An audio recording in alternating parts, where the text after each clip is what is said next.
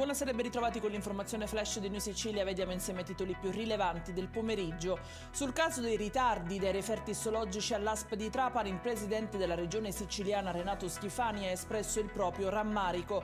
Episodi del genere non possono più verificarsi, non lo permetteremo, ha spiegato il governatore. Intanto i sindacati sono nuovamente all'attacco. La sanità trapanese è al collasso, hanno dichiarato la CGIL, la CISL e la UIL di Trapani.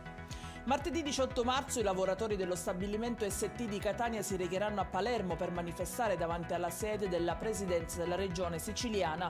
L'obiettivo è ottenere un incontro con il presidente Schifani e sollecitare un intervento sulle prospettive industriali e occupazionali del sito catanese.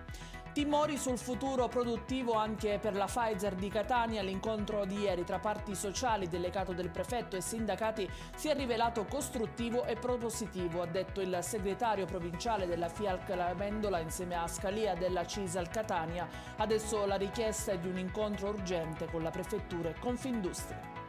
A Pozzallo un uomo di 47 anni è stato arrestato per atti persecutori nei confronti dell'ex compagna. La vittima veniva minacciata e aggredita anche fisicamente, preso di mira anche un uomo ritenuto erroneamente il nuovo compagno della donna. In chiusura il meteo, la Sicilia si prepara a un fine settimana caratterizzato da tempo stabile e soleggiato grazie alla presenza di un campo di alta pressione. Le temperature sono in aumento, toccheremo punte di 28 gradi. Ed è tutto per questa edizione. I dettagli su queste notizie li trovate sul nostro sito www.newsicilia.it. Grazie per averci seguito. Vi ricordo l'appuntamento lunedì alle 13:30 con gli aggiornamenti più importanti della mattina. Arrivederci e buon weekend.